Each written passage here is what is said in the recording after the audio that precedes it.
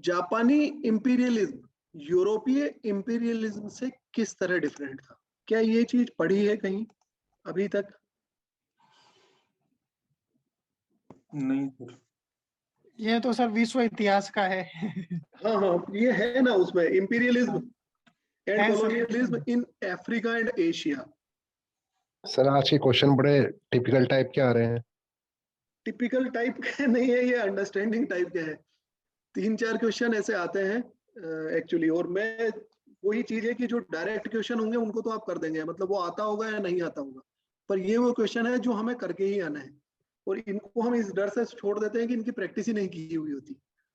चलिए, जापानी इंपीरियलिज्म में क्या आपको ये पता है कि जापान एक इंडस्ट्रियल पावर बना था, और जापानी जो साम्राज्यवाद है वो कब से स्टार्ट हुआ था?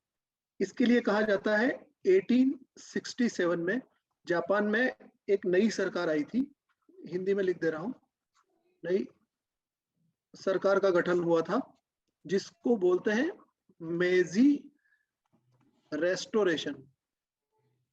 रेस्टोरेशन का मतलब समझते हैं ना, बदलाव जो होता है, इसको मेजी रेस्टोरेशन बोलते हैं। इसके बाद में 1867 के बाद में, नई सरकार आने के बाद में, जापान में इंडस्ट्रियलाइजेशन ने अपनी गति पकड़ी थी।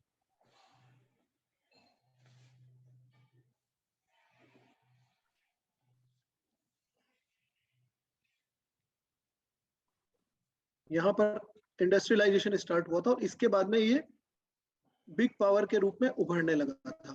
किस काल में जापान एक बड़ी अर्थव्यवस्था के रूप में उभरने लगा था?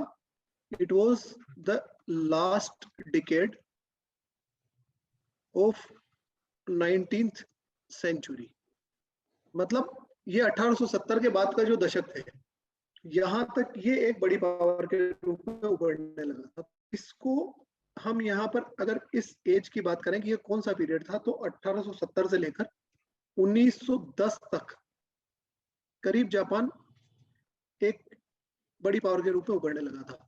अब ये बताइए, अगर कोई भी देश इंपीरियलिस्टिक होगा या कॉलोनिस्टिक होगा तो वो क्या चीज टारगेट करेगा? वही चीजें होंगी ना, रॉ मटेरियल, उसके इकोनॉमिक बेनिफिट्स होंगे, और इन्हीं चीजों को लेकर वो किसी भी और देश को अपनी कॉलोनी बनाएगा। तो जापान में ऐसा क्या किया होगा जो डिफरेंट होगा? जापान ने इन मामलों में कहीं पर भी ये डिफरेंट नहीं था। जापान के डिफरेंट होने के सिर्फ कुछ रीजन थे, जिनमें हिंदी रखा हूं, नरजातीयता, या इसको हम बोलते हैं रेसिज्म।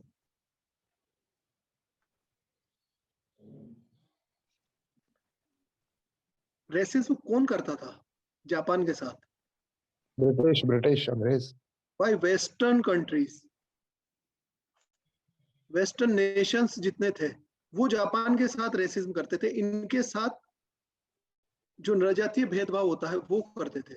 इस रेसिज्म से बचने के लिए और इन सबके बराबर में खड़ा होने के लिए, इन सबके बराबर में इक्वली स्टैंड करने के लिए, जापान के पास वो इंडस्ट्रियल पावर बन रहा था, फिर भी ये रेसिज्म फेस कर रहा था। तो जापान जो अपना एक्सपेंशन करता था, जापान का जो विस्तार था, उस विस्तार में कहीं रेसिज्म नहीं था। It is the main point, ये याद रखना, इसके अलावा और कोई बड़ा डिफरेंस नहीं। फिर हमारे को ये 50 वर्ड्स में बोल वचन करके पूरा करना है, ठीक है? पॉइंट्स में लिख देता हूं, अगर ये आया तो इसको हम कैसे लिखेंगे?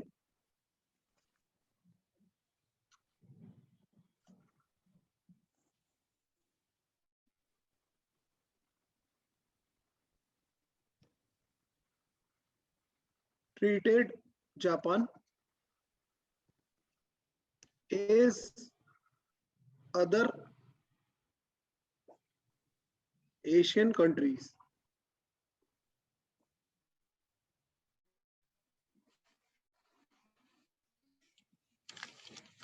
अब इसके पास क्या बचा था? सबसे पहले तो स्वयं की सुरक्षा करना इन कंट्रीज से। मतलब हम ये समझ सकते हैं कि ये इस एक्सपेंशन में कहीं भी यूरोपियन कंट्रीज के साथ नहीं हो सकता था। इसका एक अलग साम्राज्यवाद था और जापान का इटसेल्फ साम्राज्यवाद रहेगा। साम्राज्यवाद आने का कारण क्या रहा होगा जापान में?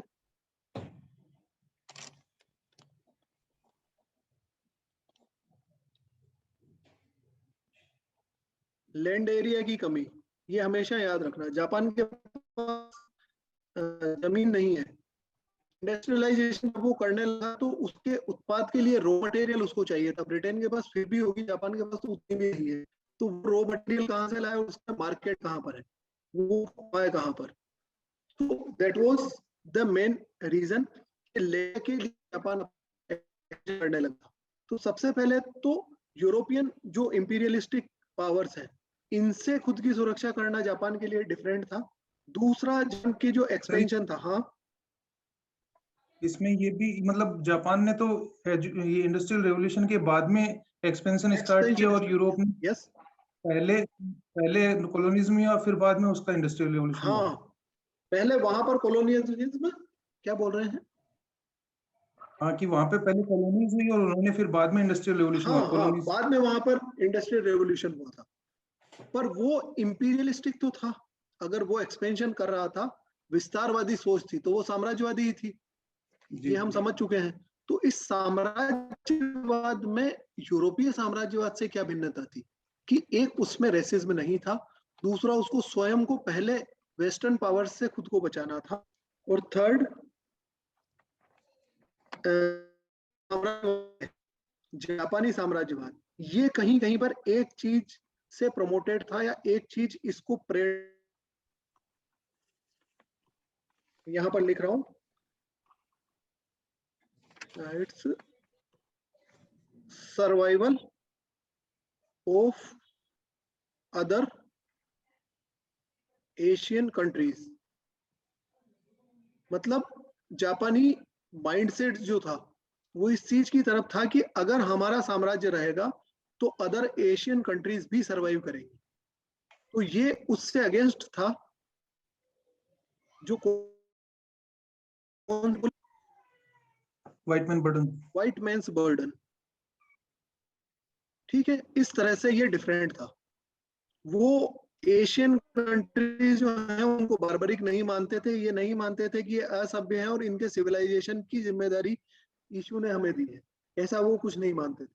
और वो रेसिज्म नहीं करते थे और उनको इन चीजों के बिहाफ पर पहले खुद को बचाना सही चलता। और ये जापान के पास अपनी जो एक इमेज है उसको बचाने के लिए वेस्टर्न रेसिज्म, पर ये सक्सेसफुल नहीं रहा इतना ज्यादा। ठीक है यहाँ तक?